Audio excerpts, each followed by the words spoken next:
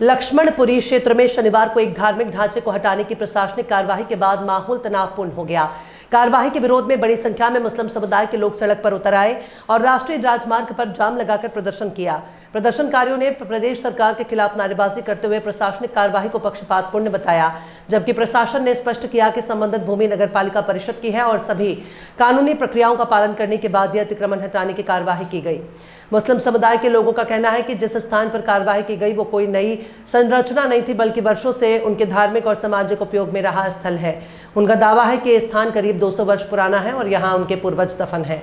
समुदाय के लोगों ने कहा कि प्रशासन जिस संरचना को मस्जिद बता रहा है वो नियमित नमाज के लिए उपयोग होने वाली मस्जिद नहीं, बल्कि एक टीन शेड है जहाँ अंतिम संस्कार के बाद मृतकों की अंतिम नमाज अदा की जाती रही है। प्रदर्शन कर रहे लोगों ने आरोप लगाया कि बिना उनकी भावनाओं को समझे कार्रवाई की गई। उनका कहना था कि यदि ये भूमि वास्तव में सरकारी थी तो इतने वर्षों तक इस पर किसी प्रकार का विवाद या कार्रवाई क्यों नहीं हुई। आप क्या कहना चाहेंगे आज यहाँ पर? सबसे पहले तो मैं आपके चैनल का बहुत बहुत स्वागत करता हूँ कि आप लोग यहाँ आए और हमारी समस्याओं को सुनने के लिए आपका बहुत बहुत स्वागत है। माइक पास करो। बहुत स्वागत है। पहले तो मैं ये कहना चाहूँगा कि आप में जो पत्रकार लोग आए हैं, आप में कोई गोदी मीडिया तो नहीं है कि कोई हमारी आवाज़ को दबा ले, सरकार तक ना पहुँचाए, क्योंकि गोदी मीडिया जो है सरकार की आवाज़ को दबा लेते हैं। ज़्यादातर हमने देखा है दिल्ली में भी गोदी मीडिया वाले जाते हैं जंतर मंतर में और बहुत ही खतरनाक रहते हैं। उनकी धुनाई भी अच्छी तरह से होती है। पता चल रहा है कोई गोदी मीडिया वाला यहाँ पे आ गया, साले की धुनाई कर दूंगा अभी यहीं, मगर पता नहीं चल रहा है कि गोदी मीडिया वाला भी किसमें घुसा हुआ हो, क्योंकि वो जो है भाजपा से मिले रहते हैं गोदी मीडिया वाले। वो सर हमारी आवाज़ को उठाते नहीं है और आप लोग हम देखेंगे हमारी आवाज़ को उठाएंगे, सरकार तक पहुँचाएंगे। मामला तो यह है कि अब देखो ये क्या नाम, आप देख ही रहे हो उत्तराखंड में जगह जगह मदरसों को, मस्जिदों को, कब्रिस्तानों को टारगेट किया जा रहा है और ये सरकार जो है ज़्यादातर मुसलमानों के पीछे पड़ी हुई है। अब ये समझ में नहीं आ रहा है कि ये सरकार मुसलमानों के पीछे क्यों पड़ी हुई है, आखिर मुसलमानों से क्या चाहती है ये। अब मुसलमानों ने आज़ादी दिलाई है, हमारे बुजुर्ग जो है आज़ाद कराया है हिंदुस्तान को, कोई वैसे थोड़ा ना हो गया आज़ाद। अंग्रेजों से हमारे बुजुर्ग लड़े हैं और आजकल ये सबको भूल गए। हमारे जो बुजुर्ग ने है आज़ादी में अपनी कुर्बानियाँ दी हैं और जब जाके अंग्रेजों से हमारा देश आज़ाद हुआ, मगर अब तो ये हमारा देश भाजपा ने गुलाम बना दिया है, फिर हम गुलामी में आ गए। आप देख रहे हो जगह जगह जंतर मंतर पे छात्रों का प्रदर्शन चल रहा है और अभी हमारे जो है ये शिक्षा मंत्री ने इस्तीफा दिया है और ये इस्तीफा भी अब फिर उन्होंने जो है अपने चाहता दूसरा वो प्रहलाद जोशी को बना दिया। ये क्या है, ये नहीं चल रहा है। अब देखो अब अमित शाह का इस्तीफा मांग रहे हैं, अब वो भी होना चाहिए। नरेंद्र मोदी का भी इस्तीफा होना चाहिए। हम तो ये कहते हैं ये सरकार भ्रष्ट है, इनका जितने भी इसमें मंत्री हैं इनका सबका। आज आपकी मस्जिद तोड़ी जा रही है, क्या इत्तला दी गई थी आप लोगों को? हमें यहाँ इत्तला किसी को नहीं दी गई है और ये चुपके चुपके आते हैं और ये हम तो उस टाइम चाय पी रहे थे। हम यहाँ ज़्यादातर मसूरी में है मजदूर तबका है, काम पे जाने के लिए खाना खा रहे थे, जब तक हमारी लड़की का फोन आया कि पापा वहाँ कुछ क्या हो रहा है, वहाँ कब्रिस्तान में कुछ आदमी दिखाई दे रहे हैं। मैंने कमेटी वालों को फ़ोन करा, मैंने बोला किसी की मैयत हो गई क्या, आदमी दिखाई दे रहे हैं वहाँ पे। उन्होंने बोला नहीं मैयत तो किसी की नहीं हुई। तो मैंने वहाँ आदमी कैसे पहुँच रहे। उसके बाद हम इधर आए, देखा तो यहाँ पे तो पुलिस फोर्स की 2 गाड़ियाँ आ गई और डंडे वंडे लेके आ गए और यहाँ पानी का वो भी लेके आ गए कि जैसे यहाँ पे बहुत बड़ा हमला करेंगे यहाँ की जनता और उस पर पानी फेंकेंगे। अब आंसू गैस भी ला रखे होंगे, जब डंडे लेके आ रखे, पानी की वाटर कैन लेके आ रखे। तो यहाँ का मुसलमान ऐसा नहीं है, मुसलमान शांति प्रिय है। यहाँ उत्तराखंड में हिंदू मुस्लिम का भाईचारा है और यहाँ ऐसा कुछ नहीं है। हिंदू मुस्लिम आपस में भाईचारे से रहते हैं। ये तो सोच रहे होंगे कि हम मुसलमान यहाँ बहुत हंगामा करेंगे, उस पर लठ बजाएंगे, उस पर आंसू गैस छोड़ेंगे, उस पर वाटर कैनन करेंगे, मगर ये नहीं पता यहाँ का मुसलमान शांति प्रिय है। ऐसा कुछ नहीं है और आगे भी है। और आप बोलेंगे फिर मेरे को कि 2027 का चुनाव है, तो 2027 चुनाव को हम उसका बहिष्कार करेंगे। हम तो चाहते हैं सालों का बहिष्कार हो, चुनाव ना भाड़ में जाए इनके चुनाव ना सालों के, क्या करना है। जब चाहते हैं हाथ जोड़ते हैं, हम तुम्हारे मुसलमानों के साथ है, हम तुम्हारा ये करेंगे, हम तुम्हारा वो करेंगे, साला कोई कुछ नहीं करता बाद में। अब क्यों नहीं आ रहे? अब तो ना गणेश जोशी आ रहा, ना मीरा सकलानी आ रही। उस टाइम तो सब बोलते हैं, तब तो अध्यक्ष भी बोलेगा हम तुम्हारे साथ आएंगे, कोई परेशानी नहीं होगी। सारी परेशानी तो दे दी सौरों ने, अब क्या करेंगे। कोई नहीं आता साथ किसी के, बस वोट के टाइम की राजनीति करते हैं, उसके बाद कोई नहीं आता है, उसे भूल जाते हैं ना कोई मुसलमान ना। अरे कोई मुसलमान ही नहीं, हिंदू को भी नहीं साथ देते किसी का। कोई हिंदू को बेचारा कोई परेशान रहेगा, उसे भी सब जो बेकार है। यूं भी होंगे, गुस्सा भी क्यों नहीं आएगा। जहाँ जीते जी तो सुकून से रहने दे रहे। जो हमारे बुजुर्ग लोग इंतकाल कर गए हैं कब्रिस्तान में, उनको भी सुकून से नहीं जीने दे रहे। आप क्या चाहते हैं? सरकार चाहती है कि कब्रिस्तान में एक हमारे जो मैयत जाती थी वहाँ पे कब्रिस्तान में जनाजा रखने के बाद नमाज पढ़ाते थे। वहाँ पर बारिश भी होती है, आंधी तूफान सब कुछ होता, अपनी सेफ्टी के लिए इतना तो कर ही सकते हैं हम। क्या सरकार हमसे वो भी छीनना चाहती है? सरकार अपना कमरा बनाना चाहती है वहाँ आके। अरे तो तोड़ना ही क्यों था? सरकार आके उस कमरे में रह लेती। और मुसलमान लोग मजदूर बेशक हैं, इतना तो कर ही सकते हैं, बहुत ख्याल करते हैं मुसलमान लोग, वहाँ पर खाना देते, पानी देते, सब कुछ देते। पुष्कर सिंह धामी सरकार को उस कमरे की जरूरत थी तो जाकर ले लेते, सोते वहाँ, फैमिली लाते, रखते, उस कमरे की जरूरत थी तो। अरे तो तोड़ना क्या था? हैं? अब तोड़ने से क्या चाहते हैं वो? हैं? अगर मुसलमानों से इतनी दिक्कत है, परेशानी, सामने सामने आके बहुत प्यार दिखाते हैं सरकार कि मुसलमान आपस में भाई हैं, भाईचारा हैं।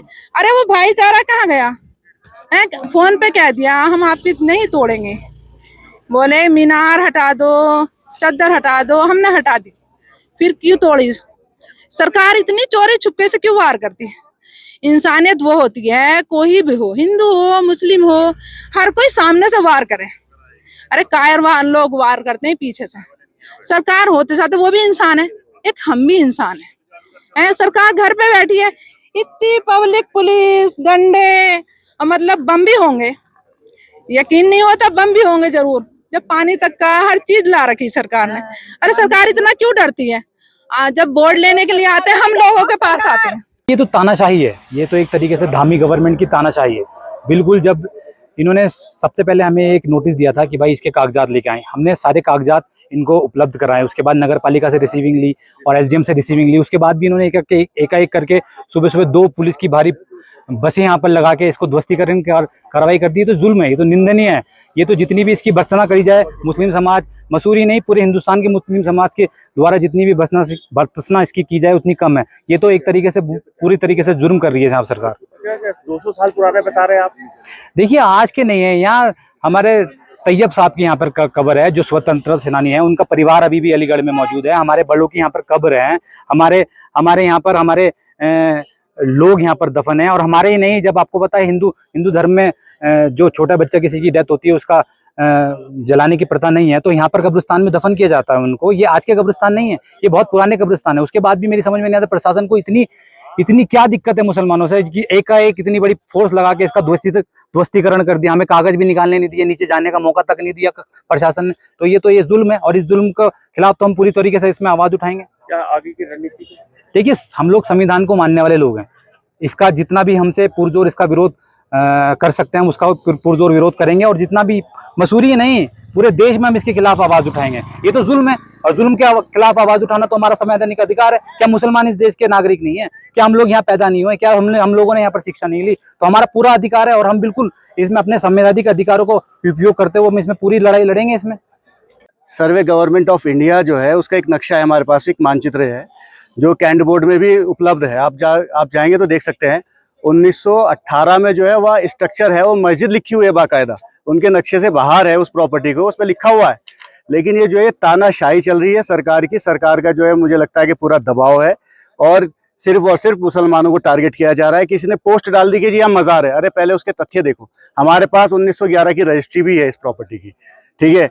और अब्बास तैयब साहब जो स्वतंत्रता सेनानी है, एक 1936 में उनका इंतकाल हुआ, वो यहाँ दफन है। आप खुद देखिए ना, ये तो रिकॉर्ड में है। ये तो इसको गूगल आपको बता देगा कि मसूरी के कब्रिस्तान में जो स्वतंत्रता सेनानी अब्बास तैयब साहब दफन है। तो आप कैसे कह सकते हैं कि कब्रिस्तान नहीं है? तो अब आगे की रणनीति? आगे की रणनीति यही है, हम जो शांति प्रिय लोग हैं, संविधान को मानने वाले लोग हैं, हम न्यायालय की शरण में जाएंगे और इसका जवाब जो है ईंट का जवाब पत्थर से देंगे। और शासन प्रशासन जितने भी लोग यहाँ पर आए इनको सबको जवाब देना पड़ेगा। देखा जा रहा है आप लोगों को गुस्सा तो हो गई ना, पूरी मुस्लिम कम्युनिटी है हमारी और हमारे साथ ऐसा किया जा रहा है। किसी और के साथ, किसी और कम्युनिटी के साथ ऐसा करेंगे, कोई करवा लेगा ऐसा? और आधी रात को आकर आप लोग तोड़ रहे हैं बिना नोटिस के, और हमारी 200 साल पुरानी मस्जिद है ये। अब क्या चाह रहे हैं आप? अब हम क्या चाहेंगे बताइए? तोड़ दिए तो अब हम क्या चाहेंगे? हम गुस्सा ही दिखा सकते हैं और तो कुछ नहीं कर सकते हैं ना। आक्रोश है सारे मुसलमान भाइयों में, सब में आक्रोश है, ऐसा नहीं है कि नहीं है। भूमि पे तो उस संबंध में जांच करने पर सभी विभागों के द्वारा पता चला कि वो भूमि जो है बेसिकली सार्वजनिक नगर पालिका परिषद मसूरी की है। इस संबंध में वहाँ की जो कब्रिस्तान समिति है उनको नोटिस भी दिया गया था। फर्स्ट नोटिस लगभग 21 मई को दिया गया था, उसके बाद 3 नोटिस और दिए गए। उनके द्वारा जो है कोई भी वैध दस्तावेज नहीं प्रस्तुत किए गए जिससे ये साबित हो पाए कि वो ज़मीन जो है उस समिति की है तथा उस पर उस संरचना की कोई अनुमति ली गई हो। तो विधिवत 3 नोटिस तामील कराने के उपरांत सभी डिपार्टमेंटों से उसकी जांच लैंड और कैंटोनमेंट, नगर पालिका परिषद मसूरी, नायब तहसीलदार मसूरी और इसके अलावा नगर पालिका वक्फ बोर्ड सभी की जांच के उपरांत ये जो है आज ध्वस्तीकरण की कार्रवाई की गई नोटिस तामील कराने के उपरांत। पर मुस्लिम के नोटिस उनको पहले भी जो है जैसा कि होता है सुप्रीम कोर्ट के अनुसार उनको 3 बार डेमोलिशन का नोटिस ऑलरेडी जा चुका था और उनसे अनुरोध भी किया गया था। उनके द्वारा संरचना को आधा हटाया था, लेकिन वो जो कि संरचना की कोई भी अनुमति नहीं ली गई है, अतः उसको विधि पूर्वक आज जो है ध्वस्तीकरण किया गया। सर, तो ये बताते हैं 200 साल से वहाँ कब्रिस्तान स्थापित है, मुस्लिम समुदाय का एरिया है। आखिरकार ये एरिया किसका है और क्या डिफाइन किया गया उस पूरे लैंड के बारे में? बिल्कुल, उस लैंड के ऊपर जब हमने गहन जांच की तो उस लैंड की कोई भी निजी या किसी समिति के नाम पर रजिस्टर होना नहीं पाया गया, बल्कि ये लैंड सार्वजनिक क्षेत्र में नगर पालिका परिषद मसूरी के अंदर पाया गया, यानी कि ये लैंड जो है नगर पालिका परिषद मसूरी